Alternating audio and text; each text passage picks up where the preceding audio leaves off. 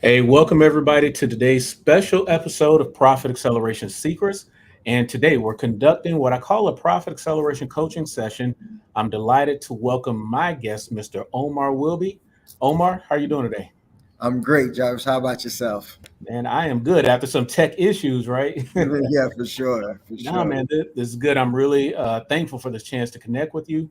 Omar, before we really dive in, please just take a moment to introduce yourself and really just give us an overview of what you do in your business. Okay, well, my name is Omar Wilby. I've been in hospitality in Atlanta for 25 years now. And my wife and I, we have a lounge in East Atlanta where we do a lot of independent artist showcases. So we noticed that there was a gap in the technology use and the overall ability to organize independent artist showcases. So we designed a product to help answer that question or to help ease those pain points. And what it is Sound Capsule, and it allows artists to upload all their music, social media, and content to one place. So when they come to perform at a showcase, they can just pick their music straight from their phones.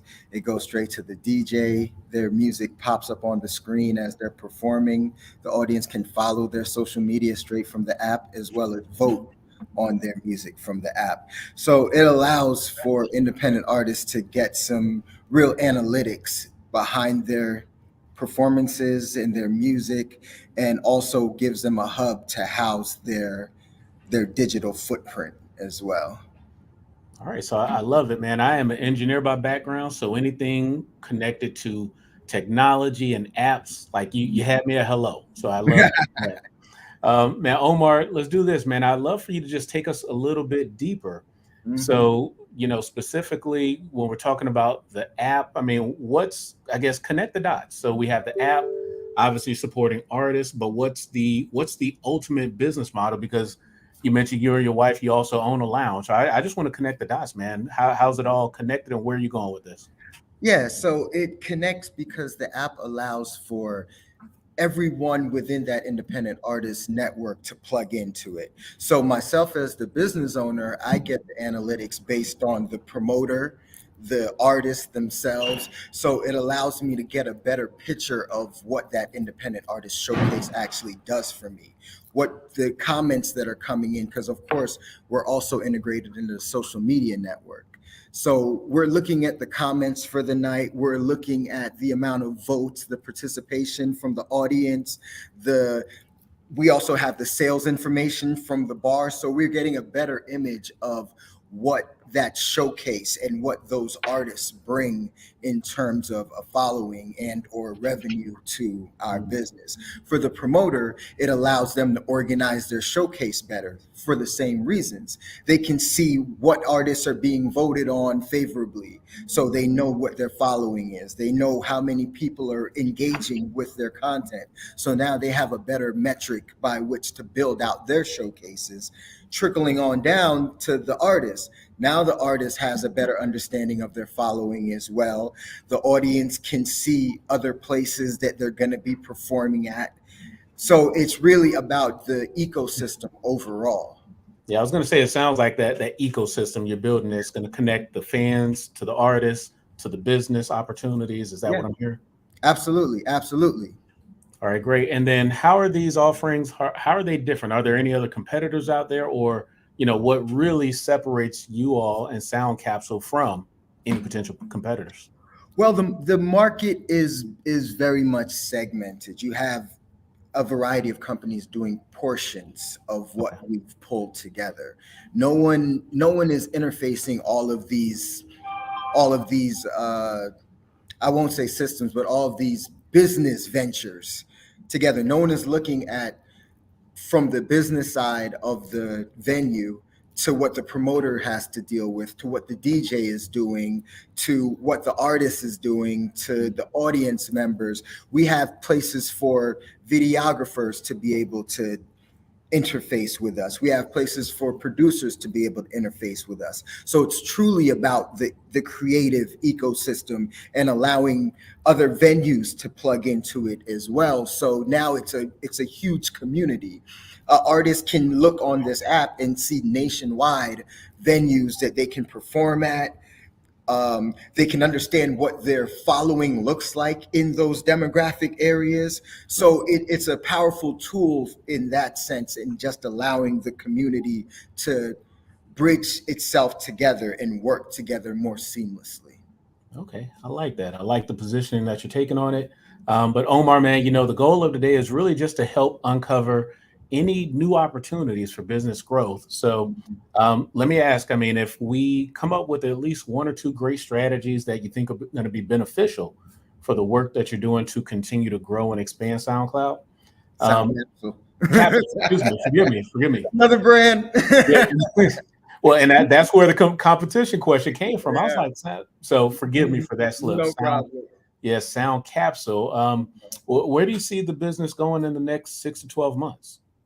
Well, 6 to 12 months, we're really going to open it up to other markets. We already have other promoters in other markets that we're talking to about bringing into because we do a competition series. So every week we do a qualifier, and then we take the top 4 artists as voted on by the audience to the end of the month for the championship.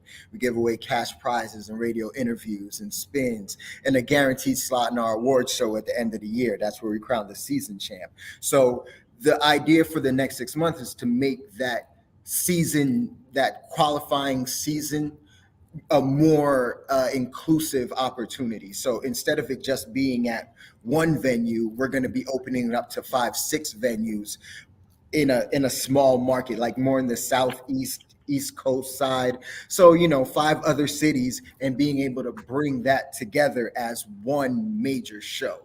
So that's kind of the major project that we're looking at for the next couple months. All right, fantastic. And teach me, just the big picture on moving in that direction, especially when you're talking about open up different markets and other demographics. What would you say? What are the top challenges that you guys are working through right now? Definitely, what can we start to dig in on as we have this conversation? The main challenges are kind of the same challenges we're dealing with in the smaller market. The first one would be the marketing side of it, getting enough eyeballs on it. It's about creating an engaged fan base, because ultimately the artists don't want to come out and perform for other artists. They want to perform for an engaged fan base, and being able to cultivate that fan base, because everybody, I feel as if everyone wants to be a first adopter. They want to be on the ground floor, but they don't always know where the ground floor is, and we're trying to help define what that first tier of talent that you need to be looking at, because they're going to be up next. So creating an audience that wants that product and wants to get their eyeballs on it, because of course our shows are live streamed on one of our radio partners, as well as on YouTube and on Twitch. But we want bodies in the building so these artists can feel that energy, because that's what brings out the best performances in the artists, first of all. And it's also what drives new artists to want to be a part of it, knowing that the people that are there really care about the art. And being able to have the app to get the analytics and keeping them pulled into it, they feel now you're basically an A&R. Now your ear gets to decide what is good music, and you can truly make that opinion felt in a real way. So the marketing side of it Sure. would be the thing. And then on the larger scale is finding promoters that'll buy into the concept and are as committed to the artist as the brand is. Because a lot of promoters, you ask most artists, they think of promoters as people that are it's a cash grab. Yeah. They're just trying to get a bunch of artists out. They're trying to just get that money real quick. It's not necessarily about the artist development and their position to be able to do more. So finding promoters that are committed to artist development, as well as making some money for themselves. So I guess do this. I mean, share for me. I guess describe your perfect customer profile for the business. What does that start to look like for you? Well, see, if I say a perfect customer profile, then I have to take a step back, and the perfect customer profile is the venue. Okay.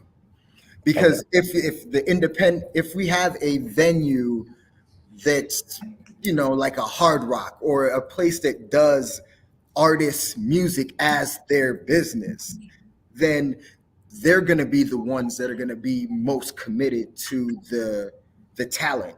They're going to want the analytics behind it. They're going to, even if they have promoters coming in through the door, they're going to make sure that the promoters understand how things are done there, because that's our position. We have a bunch of promoters that come and do stuff at our venue, Okay.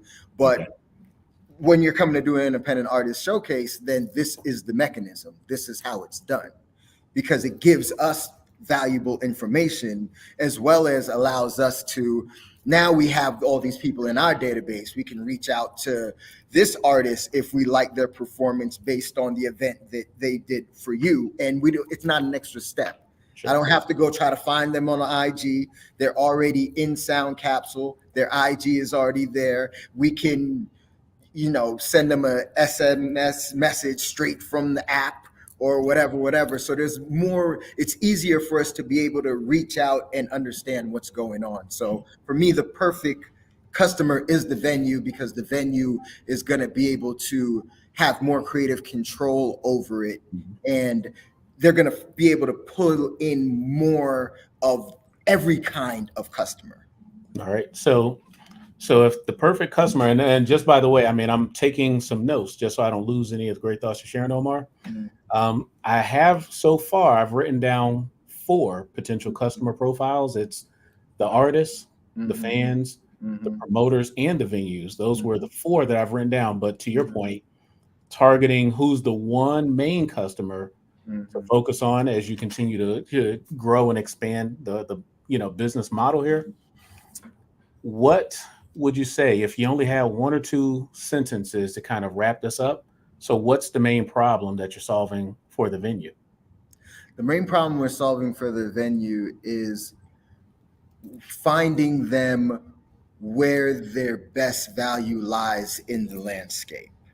You can work with a bunch of promoters, you can work with a bunch of artists, or to your point, you can just work with the ones that are going to be the most profitable and or the most successful, no matter how you slice that success. And the only way to know that is by having informed data to make that decision based on.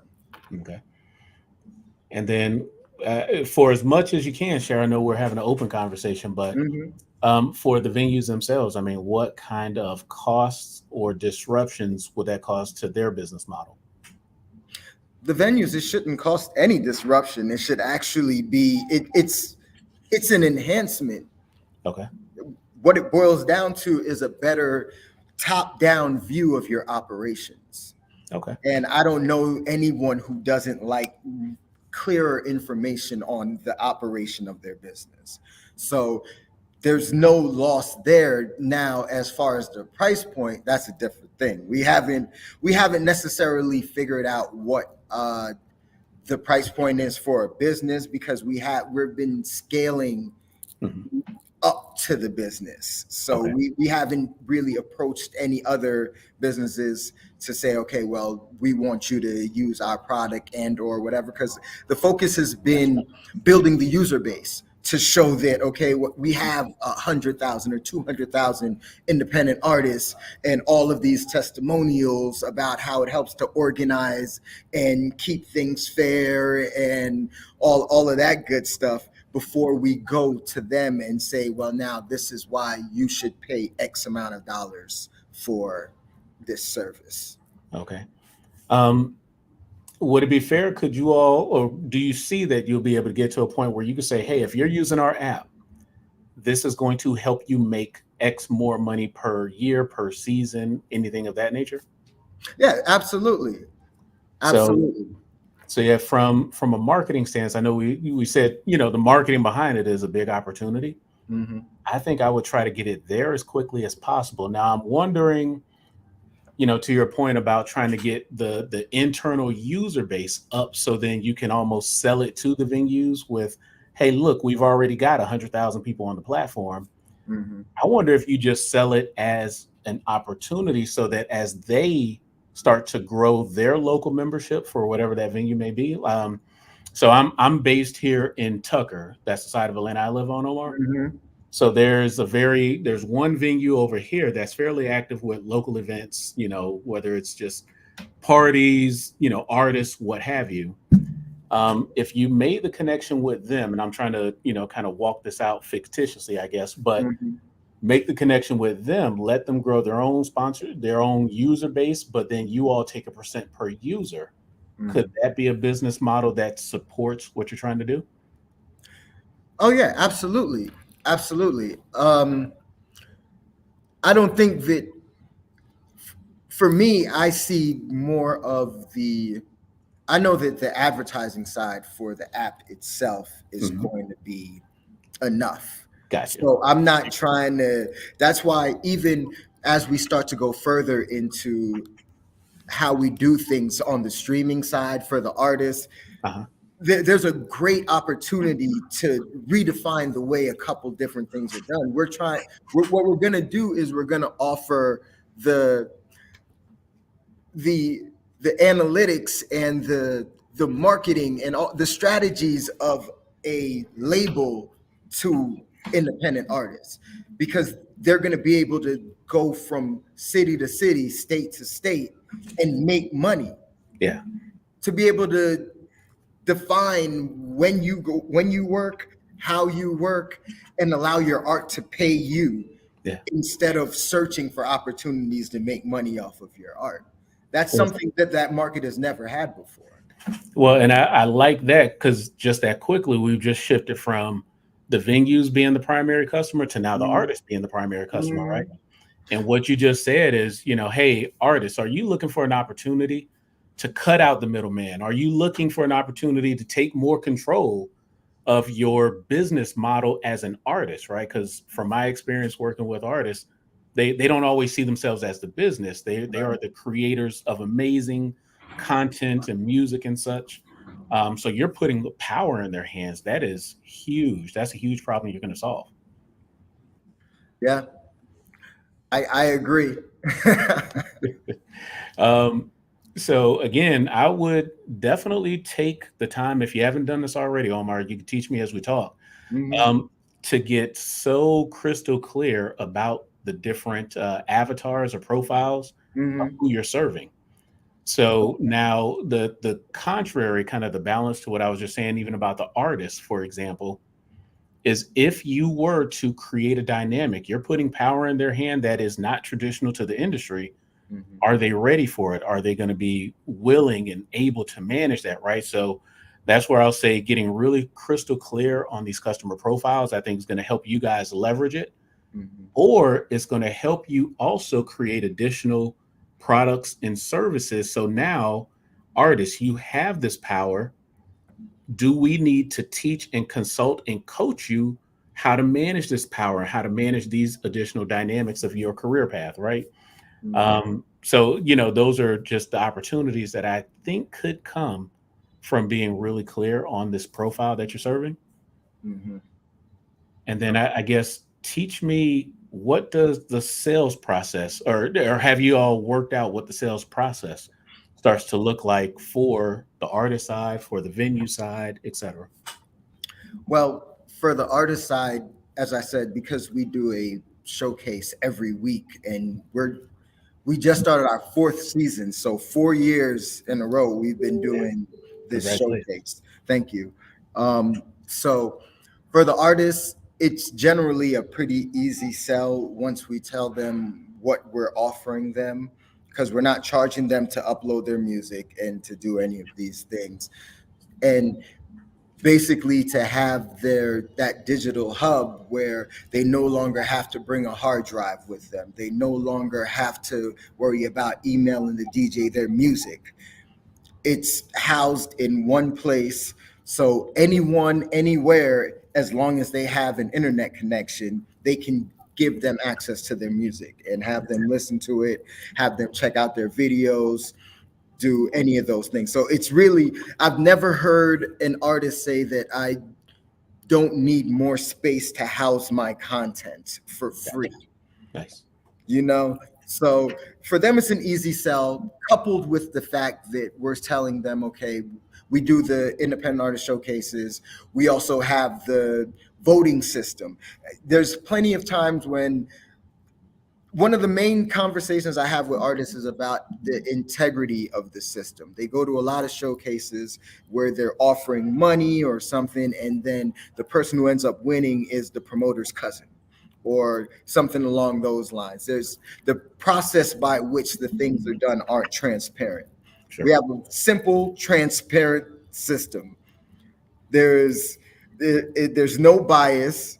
It's all about the votes. Each vote is weighed equally, and it's people get to vote between 1 to 5 based on the song and the performance. So it becomes an accumulative vote of not only how was your song, because some people got some good music but don't perform.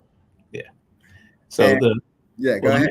let me ask. So the program, the way you guys have packaged up this process so far, Mhm. is that something that you could also sell to the venues? Absolutely. And that's So what I was saying. We want to bring more venues into that ecosystem. So instead of it just being our business and these artists going for some national championship, we want to create a true national independent artist yeah, championship series. nice. Talk to me about this, and I know we're almost at time, but I did want to ask this question too. Omar, what kind of strategic partnerships are you guys setting up behind this business model? As I said, we have a couple relationships with few internet radio stations, some production studios that offer studio time and things like that.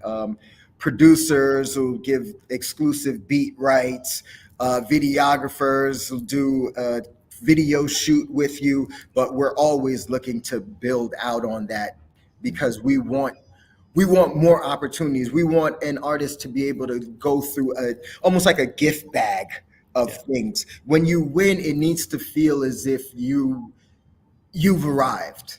Like this is prep for what it means to be a full-time professional artist. We want to walk you through the process. Now you have a bunch of interviews lined up. You have press things lined up. You need to feel as if now you've become a true artist, and helping them get into that mindset is also going to answer your question, I believe, in helping them manage what those new responsibilities look like. That's part of that prep program as well.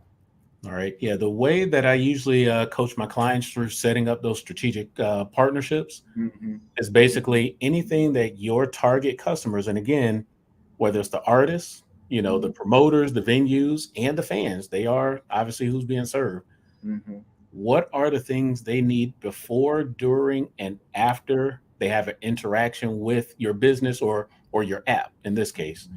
But looking at those pieces, I mean that ecosystem, Omar, for what you're building, sounds like it's only going to get tighter and tighter and tighter. Just really, I'm really excited about what you guys are building and the vision that you have for this. Thank you. So yeah, that before, during, and after, you apply that to at least those four profiles. I don't know, there might be some other hidden customer client profiles in the midst of what we're talking, but I think you guys can absolutely connect all the dots on what we're doing here. So, Omar, man, let me just ask really quickly. I mean, just based on this quick conversation, Mhm. any quick takeaways or any thoughts that just stood out for some next steps for what you guys are building? Oh, definitely, definitely. We had spoken about the clearing up the profiles, and that's definitely something that we have to kind of drill down and crystallize is how the offerings truly move between the different profiles. And you talked about the steps of service in before, during, and after, understanding what those look like for each of those profiles is something that I really haven't taken into consideration. Sure. And tightening up on that, um, definitely selling it as an opportunity for the venue to grow its user base and tapping into more things along those lines are are things that I want to look into for sure. Well, and as a venue owner yourself, um, is there a big network for venue owners? Is there anything already kind of connecting you guys across the country? Not really. That's kind of one of the opportunities that Sound Capsule has for itself, but figuring out the where to start is because considering that I'm kind of full time at the venue and full Mhm. time at Sound Capsule, I don't have a lot of time to do a lot of the legwork to build the relationships that we need in order for the growth that we want.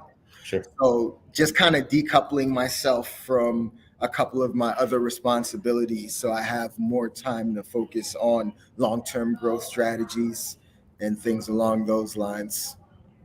Now, I because I'm here in Atlanta and I do quite a bit of networking within my communities around here. Mhm. Um, I'm always having conversations with business owners who, again, have I don't want to say venues, but small restaurants with nice gathering spots and so forth. What I've heard is that there's still a bounce back that they're trying to go through Oh yeah. post COVID, Oh right? yeah, absolutely. So this is just this kind of freestyling right off the top of my thoughts for you, Omar. But to reach out to some of these local venues, I like the number three. Hmm. So let's come up with a list of like the top three venues that you would want to get Sound Capsule into as quickly as possible, at least to test out the model even beyond your location. Hmm.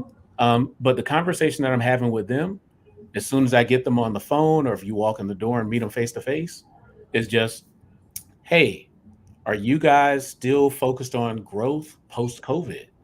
Do you want more activity and more clients and customers coming through your spot? Well, hey, my name is Omar and I got a solution, period. Right. And then they're going to be like, okay, Omar, tell me more. What's up? But man, sneak out during a lunch break or Hmm. take off earlier in the evening. But that opener, because that's the biggest pain, the biggest issue that they're still trying to bounce back from, is getting back up to like those pre-COVID numbers with events and with the amount of people in the venues. I imagine if you open with that question, hey, are you trying to bounce back? Are you back to where you want to be? And I'm willing to guess nobody's back to where they want to be. Right. I think that'll at least get you a conversation, sir. For sure. For sure. Yeah. All right, Omar, man, this was good. You're teaching me a lot, but I have an introduction that I'm going to make for you also Okay. after our call. I'll mention it when we disconnect, but I have someone coming up on the podcast here who actually owns an internet radio station as well. So Oh, I'll get nice. you guys connected. That's what's. But Omar, before I let you go back, Hmm. please just take a moment to share some information about you, about Sound Capsule. Where can we learn more? Where can we follow all of the growth that's going to be happening for you and your business? Oh, definitely, definitely. You can follow us at iLounge Atlanta on IG, as well as Sound Capsule on IG, and you can always catch the qualifiers on Sound Capsule's YouTube page, as well as Sound Capsule's Twitch page. Both are just that, Sound Capsule, one word, no E, and of course you can get the app in all of your app stores at Sound Capsule, one word, no E. Make sure to jump in, check out the music, vote on the qualifiers, join the vibe. All right. And I am so glad you did say Twitch. We did have a comment in here from Dr. Wendy Whitner who Mm-hmm. says, consider the metaverse. Mm-hmm. So I don't know if you guys, it sounds like there is complete application to even that outside of just the entertainment field, probably metaverse, the Twitch verse, gamers. like all those applications. Is that reasonable as well? Oh yeah, definitely, definitely. Nice. We're building our YouTube presence right now. That there's a great opportunity there, just in the things that we're doing, and we're also working on a treatment for a show treatment for Sound Capsule to allow us to further bolster the appeal of another venue being involved. It kind of raises the profile overall. So especially with the actors and the writers on strike, everybody's looking for original content. So it's a perfect time for us to slide in there and do something big. All right, fantastic. Omar, man, this is exciting. I appreciate the chance to have the conversation with you and just to share some thoughts. Hopefully, they will allow you guys to continue taking some next steps forward. For everyone, I just want to thank you all for plugging in with us and giving us some of your time today. So until next time, this is Jarvis Gray wishing you all more leads, more customers, and definitely more profits. Take care. Jarvis, thank you for your time, my man. Once again. Absolutely.